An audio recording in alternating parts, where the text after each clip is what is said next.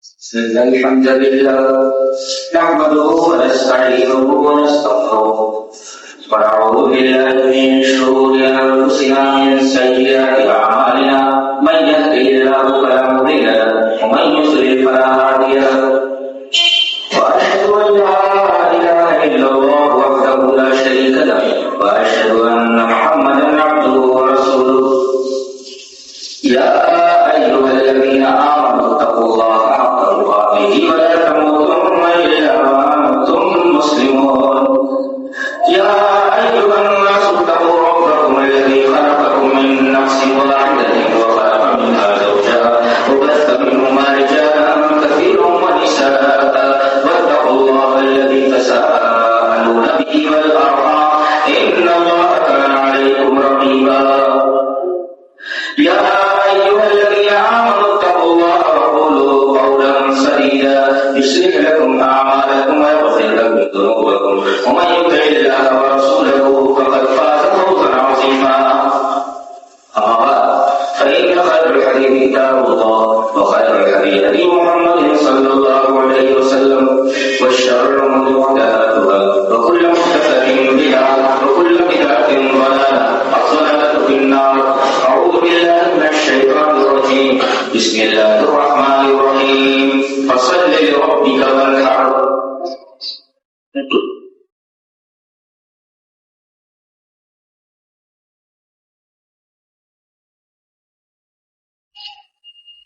دنیا میں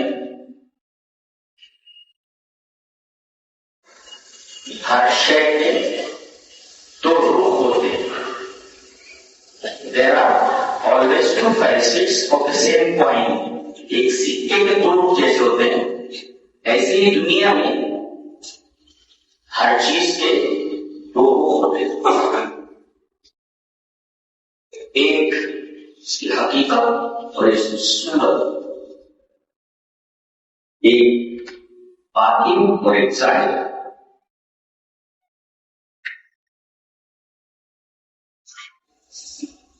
اسی طرح اس مسئلے قربانی کے دیکھو قربانی کی حقیقت ہے, قربانی کی صورت ہے.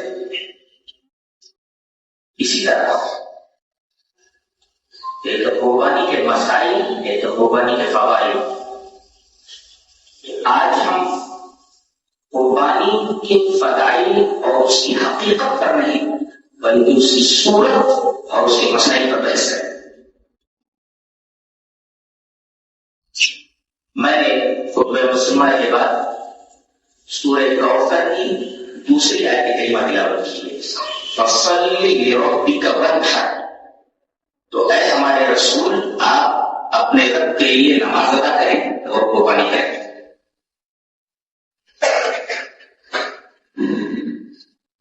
یہ تو آیت کریمہ کا ترجمہ ہے. سب سے پہلا سوال یہ ہے کہ قربانی واجب ہے یا سنت ہے, ضروری ہے یا سنت. پہلا سوال واجب ہے یا سنت ہے. اب دوسرا سوال سنت ہے تو کس کی سنت ہے. دو. تیسرے اگر یہ سنت ہے تو سنت موقتہ ہے یا سنت غیر موقتہ ہے. پہلے ہم الگ ترتیب ان سوالات کے جوابات دیں.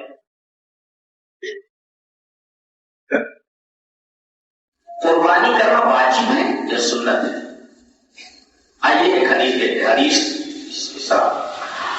وعن البراء رضی اللہ تعالی عنہ قال سمعت النبي صلی اللہ علیہ وسلم يخطب فقال ان اول ما نبدأ من يومنا هذا ان نصلي ثم نرجع فننحر فمن فعل فقد اصاب سنتنا. رواه البخاری في کتاب الجمعہ. حضرت امام بخاری رحمہ اللہ بخاری شریف کے اندر اس حدیث کو کتاب الجمعہ کے اندر ہے. اور راوی حضرت برائے عظیم حضرت برا فرماتے ہیں کہ نبی کریم صلی اللہ علیہ وسلم بقرعید میں خطبہ دے رہے تھے تو خطبے کے دوران آپ نے فرمایا سمیت النبی صلی اللہ علیہ وسلم یخطب. آپ تقریر فرما رہے تھے قربانی کی عیدگاہ میں. آپ نے فرمایا آج سب سے پہلا کام ہم یہ کریں گے، ان اول ما نبدأ من یومنا ھذا، آج ہم اپنے اس دن کی ابتدا اس طرح کریں گے، شروعات اس طرح کریں گے، ان نصلی، سب سے پہلے نماز دوبارہ کریں گے، ان نصلی، پھر ثم نرجع، پھر لوٹیں گے، فننحر، لوٹنے کے بعد ہم قربانی کریں گے۔ اگر اس حدیث پاک کو سورہ کوثر کی دوسری آیت کریمہ کو تفسیر مان لیا جائے تو ترتیب اس طرح ہوگی کہ نماز پہلے ہے قربانی بعد میں، الٹا نہیں، پہلے قربانی کے بعد میں نماز پڑھیں۔ تو سب سے پہلے ہم یہ کریں گے کہ پہلے نماز دوگانہ ادا کر لیں، پھر پلٹیں، ثم نرجع فننحر، نماز کے بعد ہم قربانی کریں۔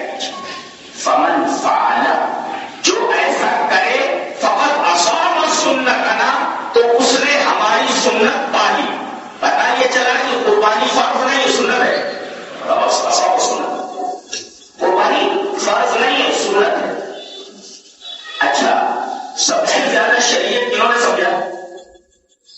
صحابہ نے نا، جن کو ہم سلف کہتے ہیں، اور سلف میں سب سے اعلیٰ مقام پر صحابہ ہے۔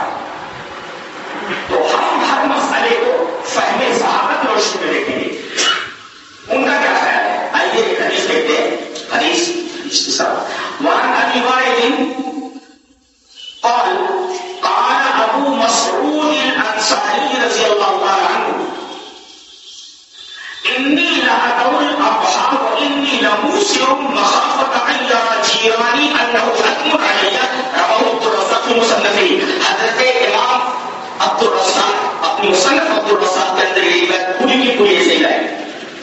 حضرت ابو علی فرماتے ہیں کہ مشہور صحابی حضرت ابو مسعود انصاری رضی اللہ عنہ فرماتے ہیں کہ میں کبھی کبھی کسی سال قربانی چھوڑ دیتا ہوں، وإنی لأدعو الأضحى، میں کبھی کبھی کسی سال قربانی نہیں کرتا ہوں، وإنی لموسر، حالانکہ میں ذاتی استطاعت ہوتا ہوں، میرے پاس پیسے ہوتے ہیں، میرے اندر استطاعت ہوتی ہے کہ میں قربانی کروں، لیکن اس کے باوجود، استطاعت رہنے کے باوجود بھی میں کبھی کبھی قربانی چھوڑ دیتا ہوں۔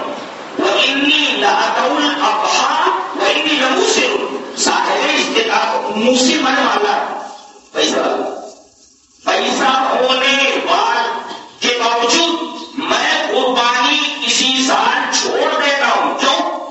مخافۃ ان یری جیرانی، اس ڈر سے کہ کہیں میرے پڑوسی یہ نہ سمجھے انہ حکم علی، کی قربانی کرنا حق نہیں ہے، قربانی کرنا واجب ہے۔ گویا فہم صحابہ کی روشنی میں ہمیں معلوم ہوا کہ قربانی فرض نہیں ہے، واجب نہیں ہے، بلکہ سنت ہے۔ یہ بات سمجھو۔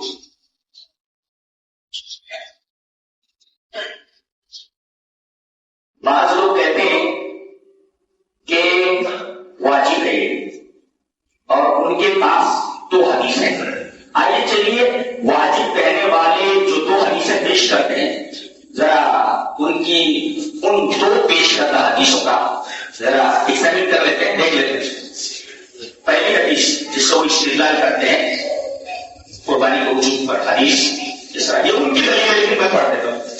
عن ابی ہریرہ رضی اللہ تعالی عنہ ان رسول اللہ صلی اللہ علیہ وسلم قال من كان له ساعة ولم يصلح فليقربن مصلانا، رواه ابن ماجہ في کتاب المغازی۔ حضرت امام ابن ماجہ شریف کتاب المغازی کے اندر یہ بات ایسے ہے، حضرت ابو ہریرہ فرماتے ہیں کہ نبی صلی اللہ علیہ وسلم نے ارشاد فرمایا جس آدمی کے پاس وسعت ہو، پیسہ ہو، ساری استطاعت ہو اور وہ قربانی نہ کرے، استطاعت ہونے کے باوجود، تو ہماری عیدگاہ کے قریب آئے، ہماری عیدگاہ کے قریب نہ آئے۔ ظاہر ہے کہ ہماری عیدگاہ کے قریب نہ آئے، اس جملے سے پتہ چلتا ہے کہ قربانی کا واجب ہے۔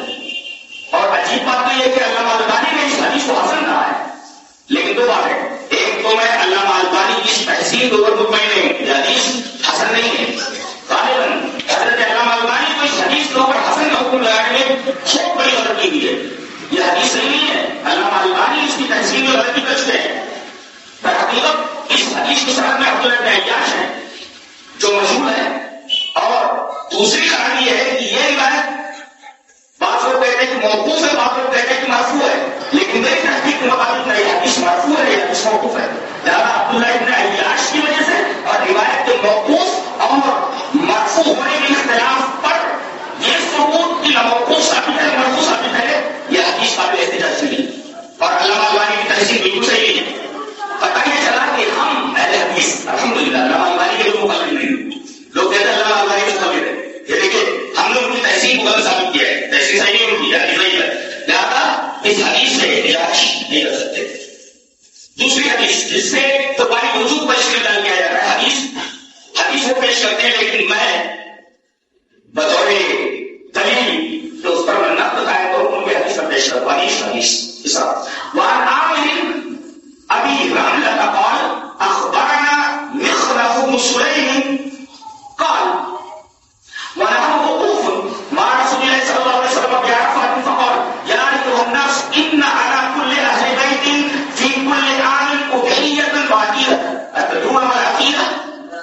هذه التي يقول الناس الرجبية. رواه ابو داود في كتاب الضحايا.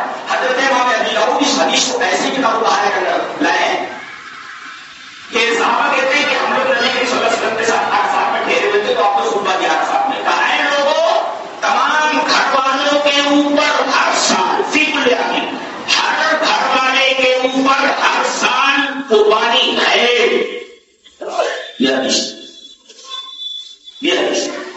یہ حدیث تمام ابو کا بہایا ہے. لیکن آپ معلوم ہونا چاہیے کہ اس روایت کی سند میں ایک راوی ہے عامر ابی رملہ.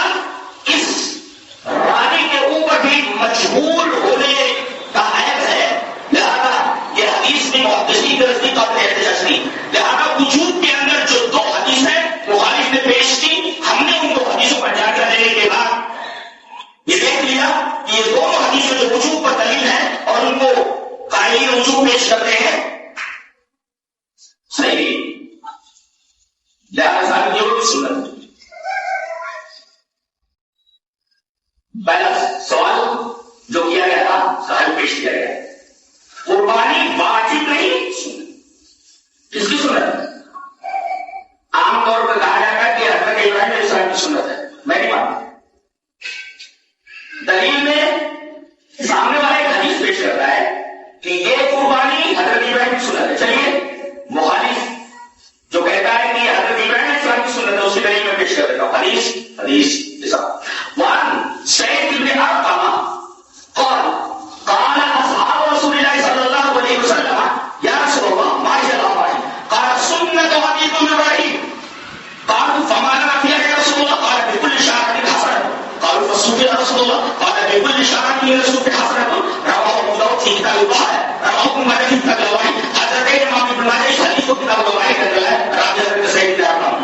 حضرت سعید بن ارقم فرماتے ہیں کہ اس صحابہ آئے اور انہوں نے پوچھا کہ اللہ کے رسول ماہر لمائی قربانی کیا ہے؟ تو نبی نے فرمایا کہ یہ تمہارے باپ ابراہیم کی سنت ہے. جانتے ہیں یعنی جو پڑھتے ہیں اور بہت سارے علماء اس کو دھڑلے کے ساتھ بیان کرتے ہیں یعنی صحیح کی نہیں موضوع ہے قریبی روایت. یہ روایت صحیح کی نہیں قریبی روایت ہے. آپ نے سنا ہے کہ یہ روایت قریبی موضوع ہے. صحیح ہو تو بھائی چلو کچھ اور کیا جائے. اب جب اس حدیث کا موضوع ہونا من گھاٹ ہونا ثابت ہو گیا تو یہ حدیث کا لے جاتے ہم تو صحیح نہیں مانتے. یہ حدیث موضوع بڑی ہوئی ہے. لہٰذا یہ حدیث جو پیش کی جاتی ہے موضوع ہے. یہ ابراہیم علیہ السلام کی سنت نہیں ہے. جس کی سنت ہے یہ ہمارے نبی کی سنت ہے. یہ ہمارے نبی کی سنت ہے. جناب محمد رسول اللہ صلی اللہ علیہ وسلم کی سنت ہے. جن کا کلمہ پڑھتے ہیں اشہد ان لا الہ الا اللہ و اشہد ان محمد رسول اللہ. یہ جس کا کلمہ ہم نے پڑھا اسی سنت ہے.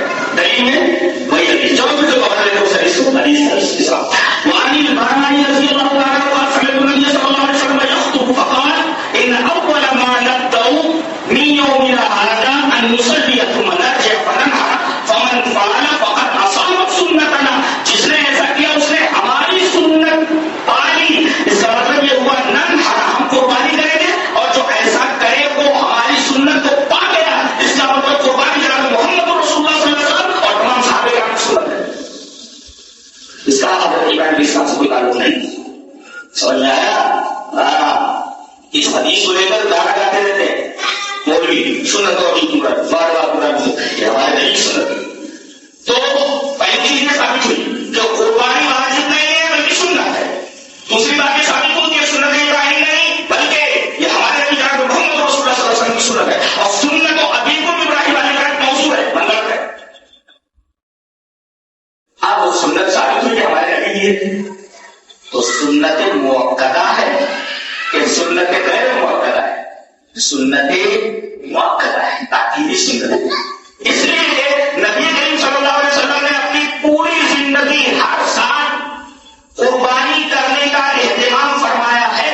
اور نبی جب کسی ایسے فعل پر مواظبت کریں، ایسے فعل پر مداومت کریں جو واجب نہ ہو تو وہ سنت موقدہ ہوتی ہے.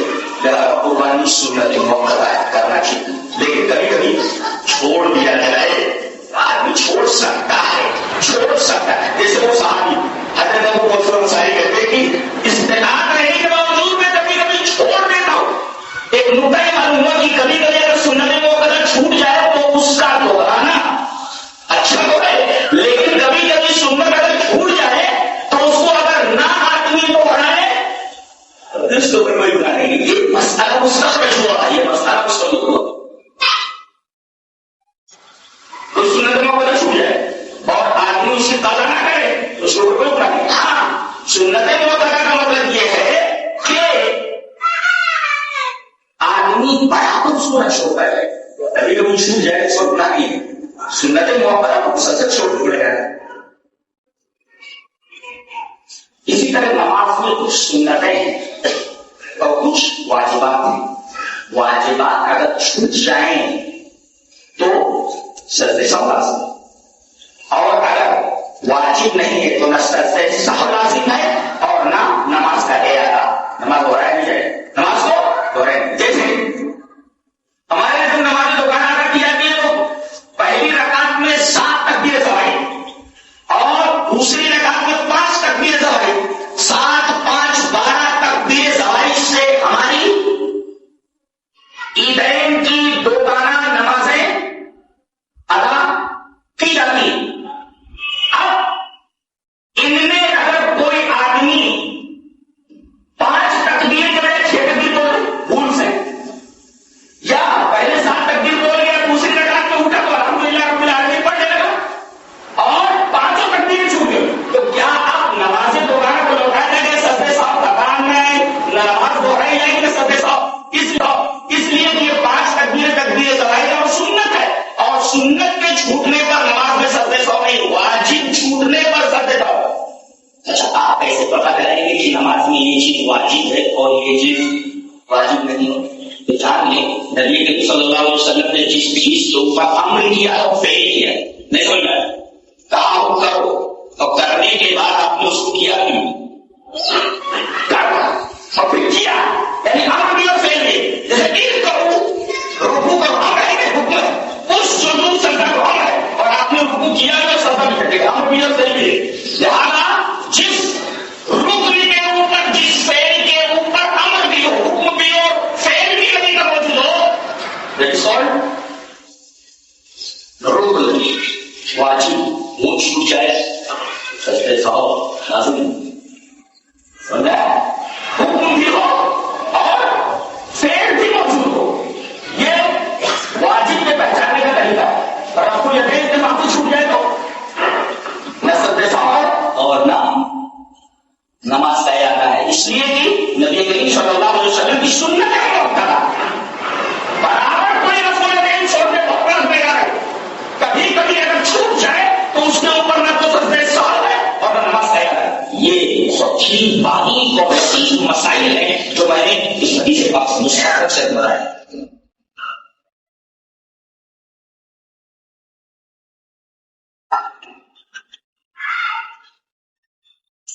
تو قربانی واجب نہیں بلکہ سنت. سنت کس کی ہے؟ ہمارے نبی. سنت تاکیدی ہے، غیر تاکیدی. سنت تاکیدی ہے، سنت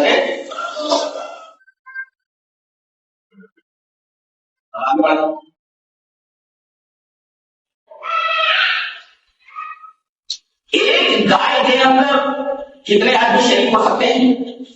اور ایک اونٹ کے اندر کتنے شریک ہو سکتے ہیں؟ گائے کے ساتھ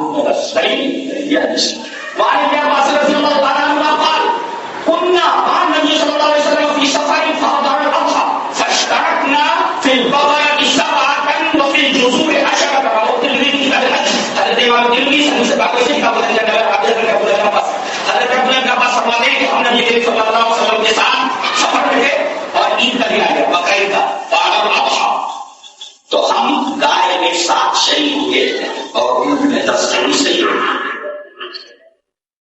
حدیث صحیح. ایک گائے میں 7 آدمی اور ایک اونٹ کے اندر 10 آدمی. یہ ترمذی کی اس روایت سے ثابت ہوتا ہے اور میں پڑھ رہا ہوتا ہے. تو وہ بانی کتنے جگہوں میں دی جائے صرف ایک سے زیادہ نہیں.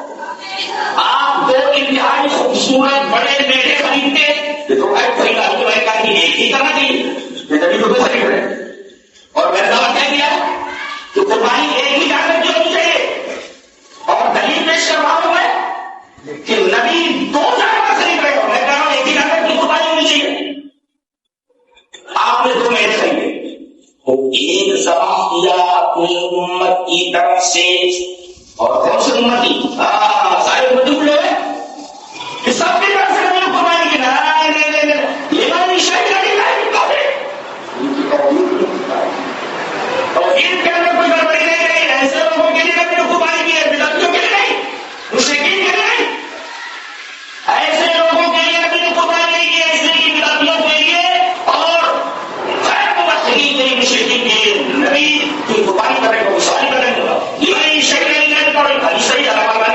وسلم کا اور تمام قربانی کا ہے.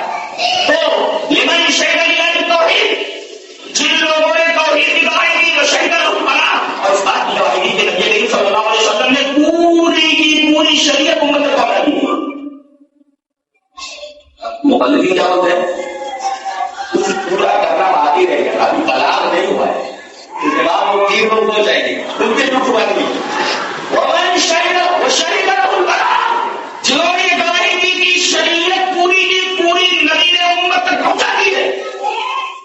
اب کوئی یہ دعویٰ کرے کہ فلاں پیر صاحب کے بتائے، فلاں امام صاحب کے بتائے بلاغ ہو رہی نہیں، ایسے لوگوں کی کوئی قربانی نہیں ہے. پہلے کے لوگوں کا رہنا، بعد کے لوگوں کا رہنا، دیکھو لمن شہد للہ، سمجھ رہے نہیں جو میں کیا بولا، لمن شہد للہ بالتوحید، یہ تو ایک جھوٹا ہوا. شہید الحکمراء، اور جس نے گواہی دی نبی نے پورا پورا پہنچا دیا. اگر اسلام ہوا تو ان کے لیے نبی قربانی سمجھ آیا نا. یہ تو ایک قربانی کو اپنی امت کے موحدین کی طرف سے آپ نے کیا اور سنت پر عمل کرنے کا ان کے لیے کیا، اور دوسری قربانی الآخر عن محمد وعلى آل محمد، اپنی طرف سے اور اپنے گھر والوں کی طرف سے عمل کیا. اچھا یہ تو پہلی قربانی ہے امت کے لیے. حافظ ابن حجر اسقلانی فتح الباری میں کہتے ہیں ہذا من خصائص النبی صلی اللہ علیہ وسلم، یہ نبی کریم صلی اللہ علیہ وسلم کی خصوصیت ہے. جس طرح ہم لوگ 4 سے زیادہ شادی نہیں کر سکتے، اور وہ نکاح 4 سے زیادہ نہیں ہوئی شادی، لیکن نبی کریم صلی اللہ علیہ وسلم کے لیے 4 سے زیادہ کیا 50 بھی کر سکتے ہیں اپنی اجازت زیادہ. تو نبی کریم صلی اللہ علیہ وسلم کے خصائص میں سے ایک اپنے امتیوں کی طرف سے کرنا، موحدین امتیوں کی طرف سے کرنا، اور دوسری قربانی اپنے اور اپنے گھر والوں کی طرف سے. تو ایک تو آپ کی تخصیص جس میں ہم شریک نہیں ہو سکتے، یا آپ کی خصوصیت، جیسے آپ 4 سے زیادہ شادی نہیں کر سکتے، آپ نے 4 سے زیادہ شادی کی، وہ آپ کی خصوصیت.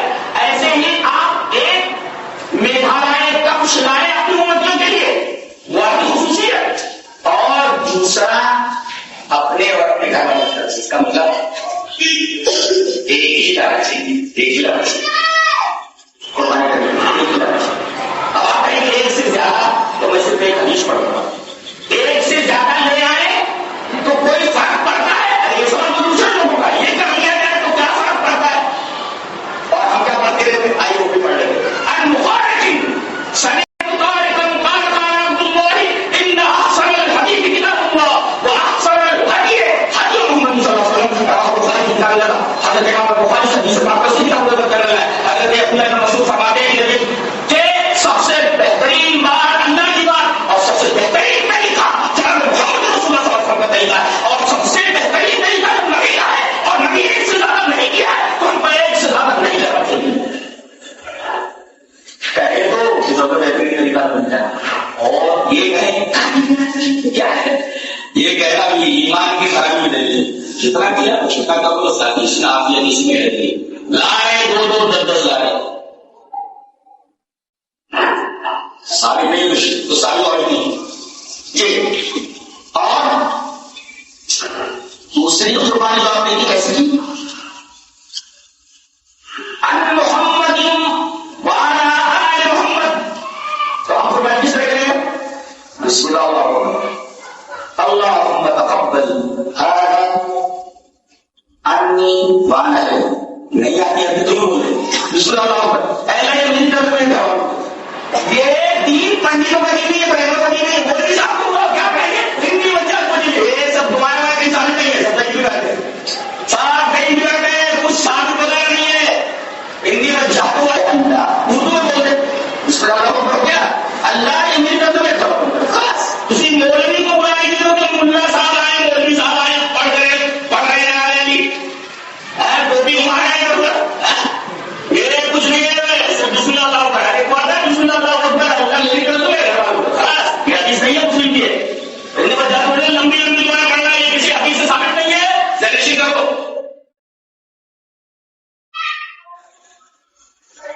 ثابت ہوا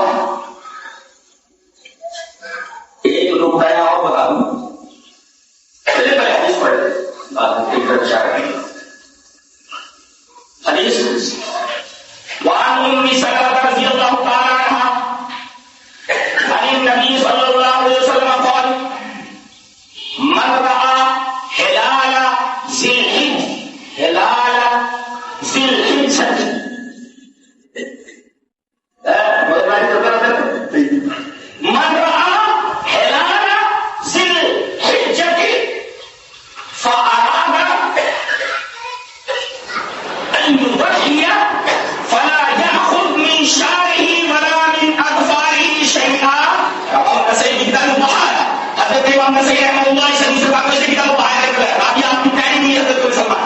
حضرت عمر سلمان فرماتی ہیں کہ نبی کریم صلی اللہ علیہ وسلم نے ارشاد فرمایا جو آدمی انچ کا چاند دیکھ لے تو اب یہاں سے تکبیر کہنا شروع کرے گا. تکبیر پڑھنا شروع کرے گا. ایک کام تو یہ کرے گا. دوسرا کام یہ کرے گا کہ نہ ناخن کاٹے گا نہ بال نہیں کاٹے گا. اب یہاں کر کے ایک مسئلہ حل کر لیں. ایک گھر میں کون نہیں کاٹے گا؟ صاحب خانہ ایک آدمی نہیں کاٹے گا جی. گھر میں اور کاٹ سکتے جی صرف جو آتا یہ میں نہیں کہہ رہا بلکہ حدیث میں روشن کر من اور اس تفصیل شیخ ابن حسین رحمہ اللہ ان کی کتاب مجموعہ فتاوی و مسائل اس کی 25ویں جلد ہوئی. لمبی بتاؤں 25 جلدیں اور تو 25ویں جلد کے اندر عرب کے مفتی اعظم شیخ حسین نے یہ کہا کہ گھر والا جو صاحب خانہ ہے جو بول رہا ہے میری طرف سے اور میرے گھر والوں کی طرف سے تو گویا اصل وہ ہے پورے گھر والے اس کے تابع ہیں. پورے گھر والے اس کے تابع ہیں تو تابع تو ناخن کاٹ سکتا ہے بال کٹوا سکتا ہے لیکن جو مطبوع ہے گھر کا بڑا گھر کا مالک وہ نہ ناخن کاٹے گا اور نہ بال کاٹے گا. اور کب تک نہیں کاٹے گا؟ جب تک قربانی نہ ہو جائے. مختلف ملا کہ بال کاٹنے کا اور ناخن کاٹنے کا تعلق نماز سے نہیں ہے قربانی سے. لوگ نماز پڑھتے رہتے ہیں اور حجام کرتے رہتے قربانی سے اس کا تعلق ہے. اگر تیسرے دن قربانی ہو رہے تو 3 دن تک آپ کو رکنا ہے. تو قربانی ہو نہ جائے تب تک آپ بال نہیں کاٹیں جی. گویا بال کاٹنے کا اور ناخن کاٹنے کا تعلق نماز سے نہیں ہے قربانی سے. اور کون نہیں کرے گا سر دو تیسرے تکبیر بات کریں گے. تکبیر بات نماز بات نہ نماز کے بعد کوئی آدمی زور سے بول دے ایک دفعہ بول دے. بازار میں جہاں بھی جائے کچھ لوگوں کو دیکھے کہ ہوٹل کے اوپر بیٹھے بول دے اللہ اکبر اللہ اکبر لا الہ الا اللہ. جیسا عمر کا طریقہ ہے یہ ہر نماز کے بعد 3 مرتبہ پکارنا یہ بالکل درست نہیں ہے. یہ بدعت ہے. اور دوسرے یہ کہ وہاں عیدگاہ کے اندر ایک آدمی زور زور سے بول مارتا ہے زور زور سے چلا رہا ہے اللہ اکبر اللہ اور دوسرے لوگ سر میں ملاتے ہیں. سب لوگ اپنا مت ہوتے ہیں سب لوگ اپنا مت ہوتے ہیں. ایک آدمی بول رہا ہے دوسرے اب کوئی یہ پوچھے کہ بھائی نماز کے بعد دعا ہوتی ہے آج کا کر کے امام دعا کرتا ہے دوسرے لوگ آمین کہتے ہیں. اس کا ثبوت نہیں ہے. آپ سے جو ثبوت مانگا ہے کہ آدمی جو زور زور سے تکبیر کہہ رہا ہے دوسرے لوگ سر میں ملا رہے نہیں ہے تو یہ نہیں کرتے. آرام سے دلیل نہ ہو اس کے اوپر بات کروں.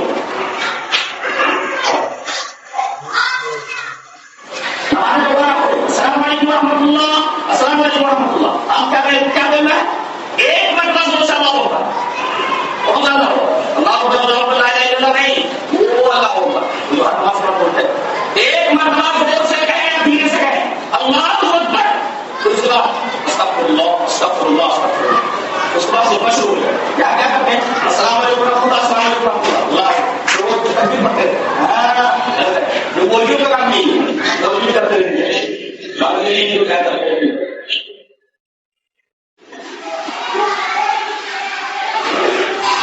کیا کرتے ہیں تو نماز کے استعمال کے بعد خطبے کے بعد تکبیر نہیں ہے اور درمیان میں رکوع کر کے خطبے کے درمیان تکبیر پڑھائی صحیح نہیں ہے. یہ تکبیر کا سلسلہ کب تک جاری رہے گا؟ 4 تاریخ یعنی 13ویں کی عصر کی نماز کے بعد تک سے لے کر ہو گیا آپ کو آخری نماز سورج غروب ہونے سے پہلے تک آپ پڑھ رہے ہیں. آپ حدیث کا ترجمہ لیں حدیث سے پڑھیں. اب ان میں سلام رضی اللہ تعالیٰ عنہ نبی صلی اللہ علیہ وسلم قال من رأى هلال ذي الحجة فأراد أن يضحي فلا يأخذ من بشعره ولا من اظفاره شيئا. جو آدمی زکات کا چاند دیکھ لے وہ یہ چیزیں نہ کرے، خاص طور سے اپنی ولا یاخذ بشعره کے بال نہ کاٹے، ولا من اظفاره سوسو کا مطلب ہوگا آپ ناخن نہ کاٹے، کچھ بھی تو کون نہیں کاٹے گا کھانا والا روٹی کا میری طرف ایسا ہوتا ہے، میری طرف سے اور میرے گھر والوں سے میرے گھر والے مطابق ہے اور یہ وہ مجبور نہیں کرے گا. اور یہ کپڑ ہے ایک مسلم اور بھی ہے، قربانی کے لیے جانور لایا جاتا ہے تو اس میں عقیقے کو بھی شامل کر لیا جاتا ہے. صحیح ہے؟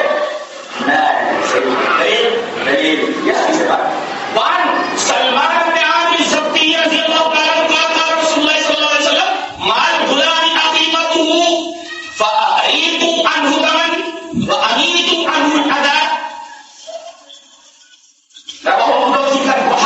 حضرت امام ابو کی حدیث پاک سے کتاب بہایا کر دیا یہ بات صحیح. حضرت سلمان بن عامر الزبتی رضی اللہ تعالیٰ عنہ فرماتے ہیں کہ جناب محمد رسول اللہ صلی اللہ علیہ وسلم نے ارشاد فرمایا کہ ہر بچے کے لیے عقیقہ ہے، مال غلام عقیقہ تو ہر بچے کا عقیقہ ہونا چاہیے. تو فأحریق عنه دما، تو ہر بچے کی طرف سے ایک خون بہایا جائے. اس کا مطلب قربانی کا تعلق گوشت سے ہے، عقیقے کا تعلق خون سے. سمجھ آیا؟ ہاں، جیسے قربانی کا تعلق اس سے، بال کاٹنے کا تعلق قربانی سے نماز سے نہیں، ایسے ہی عقیقے کا تعلق خون سے ہے. اگر لڑکا ہے تو دو خون، لڑکی ہے تو ایک خون. اگر بڑا لا کر کے ایک حصہ اس میں عقیقے کا لے لیتا ہے تو گوشت کے بدلے کو نبی فرمائے کہ عقیقے میں خون بہانا چاہیے. جس عقیقہ آپ کر رہے ہیں اور آپ گوشت بہائے، نبی ہے خون بہائے گوشت بہائے جائے. اگر لحم ہوگا، لحم اگر ہوگا تو ٹھیک تھا، لیکن یہاں تو معاملہ خون کا ہے، یعنی جان کے بدلے جانے، عقیدے میں جان کے بدلے جانے. یہ اصول ہے، خون بہایا جائے اس کی طرف سے، گوشت نہ ہے تو نبی جہاں کہیں کہو وہاں کہنا چاہیے، اور نبی جب کہے کہ کرو تو کرنا چاہیے. یہاں معاملے ابھی سے مسلم شریف کی بات ہے کہ جب مؤذن اذان دے تو جو بولو گا وہ کچھ مثل آیا اقول مثل ما يقول اي صاحب الفاتحه قول الله اكبر اشهد ان لا اله الا الله اشهد ان محمد رسول الله. نبی کا جو کہہ رہا ہے مضمون کہو، قال يقول اسے کہہ رہا برابر. اب اگر کوئی آدمی جیسے مؤذن کا اشهد ان محمد رسول اللہ، اب کیا کہیں گے؟ نبی کے کہنے کے مطابق، نبی کے حدیث کے مطابق یہ بولیں گے اشہد ان محمد. اب کوئی ایسے سننے چاہتے ہیں فیل ہے، نبی نے کہا نبی نے کہا کہو یہ کیا کہا ہے، جیسے وہاں کہا گیا. اب کوئی کہے کہ یہ بدعت تو کہہ بدعت یہ ہے کہ نبی کہہ رہے ہیں کہنے کے لیے نے کہا ہے فقولوا مثل ما يقول، جیسا مؤذن کہہ رہا ہے. اور اگر منہ چومنا تو آپ کو کیوں چوم رہا ہے؟ مؤذن نے منہ کو چومنا ایک دن میں نکلے بات، اس لیے جس زبان سے محمد کا نام نکل رہا ہے، اگر جس زبان سے محمد کا نام نکلے، جس گھروں سے نبی کریم صلی اللہ علیہ وسلم کا نام نکلے تو وہ چومنا کہیں یہاں سے نکل رہا کہیں سے رہا، چوم کہیں سے رہا. ہمارا بھوکا بوڑھے صاحب تو کہتے نہیں کہاں کی کہاں کا بلوڑا ہے، اور کس نے کہا کہ گنبد لوگ نام بھی لینے چاہیے، کس نے کہا کہ گنبد لوڑا، یہ نام نکل رہا ہے زبان مؤذن سے اور چوم رہا اپنے آپ کو. تیرا جہاں سے ملا معصوم دو دن ملے تو اگر نبی نے کہا ہے کہو تو کہو. ہاں میں پہلے بات آپ کہو تو اس لیے احسن الحدیث حدیث محمد صلی اللہ علیہ وسلم، سب سے بہترین بات جناب محمد رسول اللہ صلی اللہ علیہ وسلم. آگے بڑھیں تو عقیدے اور قربانی کا فرق معلوم ہے، کتاب بھی شریف ہو سکتے ہیں. کتنے دنوں کی قربانی ہے؟ چلا رہے کوئی کہہ رہا 13 حدیث ہے، 13 کیا ہے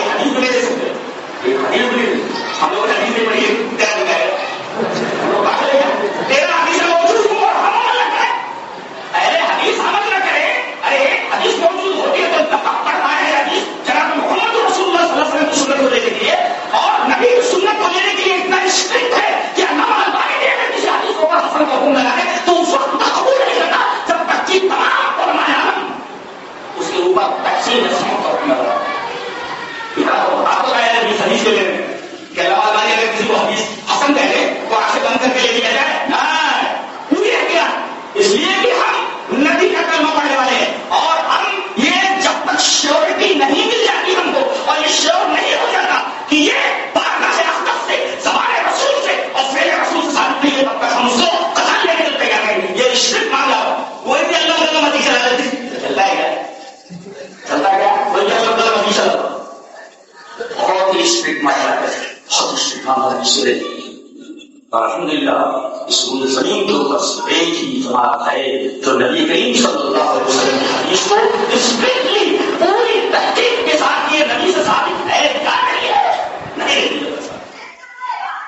اور میرا خیال ہے کہ ہجرت رسول پر گفتگو کی جائے تو صرف یہی بات پیش کرتی ہے محبت کا طریقہ نبی نے کہا ہے کہ کسی دوسرے نے کہا ہے کہیں ایسا تو نہیں کہ نبی کی بات نہ ہو کسی دوسرے آدمی کی بات ہو اور ہم دوسرے آدمی کی بات کو نبی کی بات کریں. محبت کا کہا ہے تلاش کرے کہ نبی نے کہا ہے نہیں کہا تو یہ تلاش کرنا یہ جناب محمد رسول اللہ صلی اللہ علیہ وسلم کا آسان محبت کیا تحقیق کرنا گویا تحقیق جناب محمد رسول اللہ صلی اللہ علیہ وسلم کو محبت ہے کہتا تحقیق نہ ہو بارے میں محبت نہیں ہے تحقیق نہیں اس لیے تحقیق اس کو محبت یہ مطلب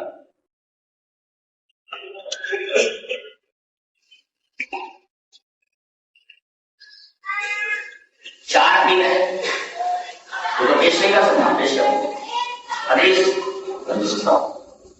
وعن عائشة رضي الله تعالى عنها أن أبا بكر دخل عليها وعندها جاريتان في جبلها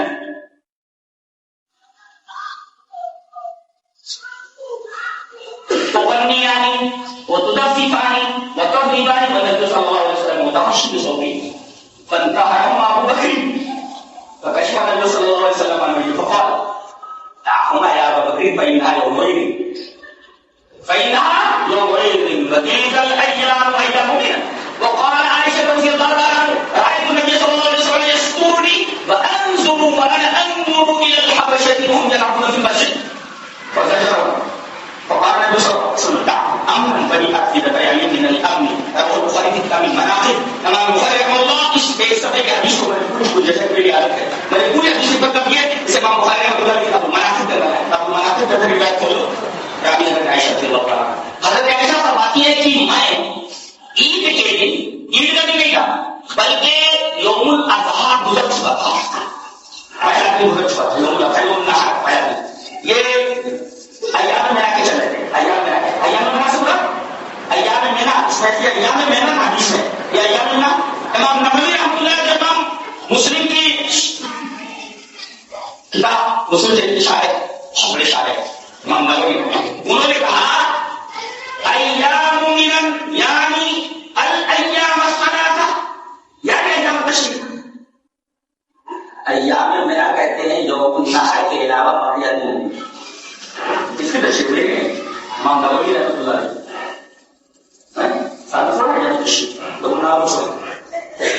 چار میں آگے دے چاروں دہائی ہاتھ کر کے آئے تو جو لیڈر کا ہو رہا ہو سکے کہا کہ ہم چار دے رہے تین ہی رہے تو جیلے روڈے بہت بڑے نہیں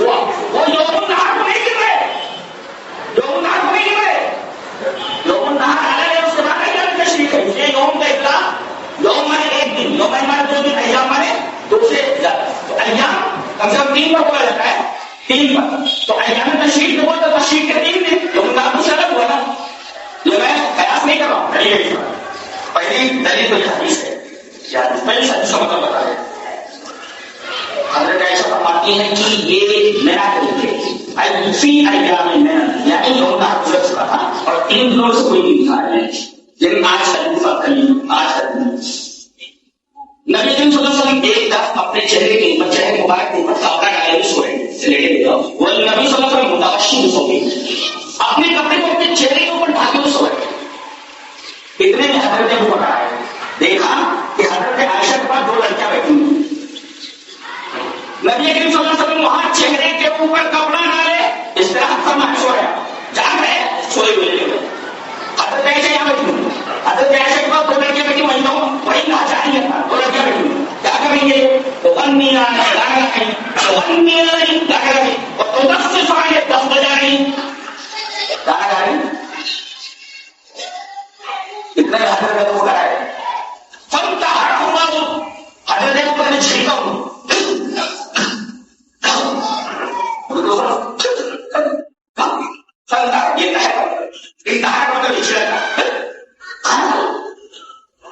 دیا گئی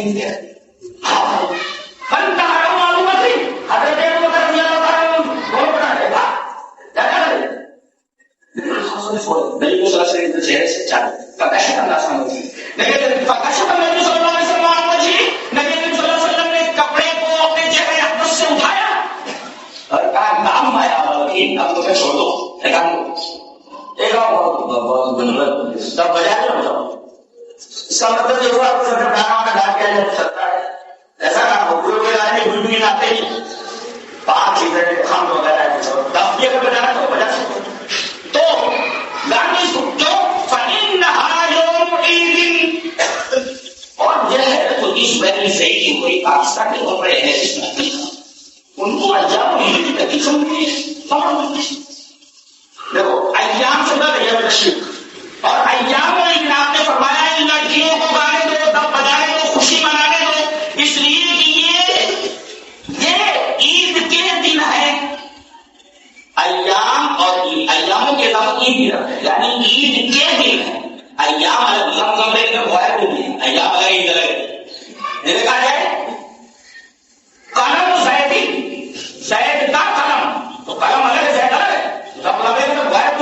تو ایام عید کے دن ہے کیا مطلب میرا خیال زبیر علی صحیح مذاکرے کی اس ترکیب کو وسعت نہیں دے سکے وہی کہتے تو بات سمجھ آیا کہ ایام عید کا مطلب یہ ایام تشریق جو 3 دن ہے ان کے اندر عید ہی کے اعمال کیے جائے عید کے دن روزہ کیے جاتا روزہ رکھا جائے وہ کھینچا جاتا ہے ایام وقت مشہور کھینچنے کے لیے کھانے پینے کے لیے ایام وقت مشہور خوب کھا خوب پیو روزہ مت رکھو تو عید کے جو اعمال ہیں وہ اعمال کیے جائے یہ مطلب ہے یوم عید فإنها یوم عید اور اسی مطلب یہ ترکیب ہمارے زندگی سے ہو سکے انہوں نے کہا کہ عید ہم نے کہا ایام لگے عید ہے ان 3 دنوں کے اندر ایام عید ان 3 ایام کے اندر عید کیسے عمل کی جاتی عید الگ ہے عید کے عمل ان 3 دنوں کے اندر کیے جاتے عید کے رکھا پہ رکھا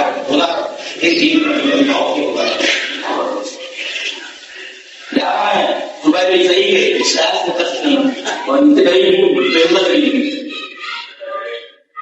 کیوں اس لیے نبی کی صلی اللہ علیہ وسلم تشریف فرمائی سے امام غزالی رحمہ اللہ تعالی سے روایت وعن انس بن مالک رضی اللہ تعالی عنہ قال نهى رسول الله صلى الله عليه وسلم عن صوم 6 ايام من السنه 3 ايام من التشريق ويوم الفطر ويوم الاضحى ويوم الجمعه اصلا من الايام اور پہلے سے مسلم حضرت امام پہلے سے حدیث پاک ویسے مسلم نے کہا اللہ نے حدیث اصل کہا حضرت انس بن مالک فرماتے ہیں کہ نبی کریم صلی اللہ علیہ وسلم نے سال بھر میں 6 دن روزہ رکھنے سے منع کیا ہے 6 دن روزہ نہیں رکھنا سال بھر کون سے دن 3 ایام من التشريق 3 دن ایام تشریق ويوم الفطر اور میٹھی رمضان کے بعد ایک ويوم الاضحى اور بقرعید دیکھیں 3 ایام تشریق والا کرتے ہیں خدا کو آپ پیارا سنیں گے اس میں 6 اور 3 4 یہ کیا کہتے ہیں جو آدمی یہ کہہ سکتا ہو کہ 1 is equal to 4 4 is equal to 1 تو یہی کہہ سکتا ہے نا کہ عید الاضحی پلس 3 ایام تشریق is equal to 3 کہہ بھی رہا ہے یوم الاضحی الگ 3 ایام تشریق الگ نبی کہہ رہے ہیں 4 دن ہے 3 ایام تشریق کے بعد یوم الفطر کا فصل ہے اور اس کے بعد یہ لگا اس کا یوم الاضحی الگ ہے یوم النحر تفصیل اور اس کے بعد 3 دن اگر یوم ایام تشریق آئے گا نبی کریم صلی اللہ علیہ وسلم کو خود سچ کی اشارہ فرماتے ہیں ذرا فرمانی اشارہ کر بھی کر سکتے ہیں زیادہ سے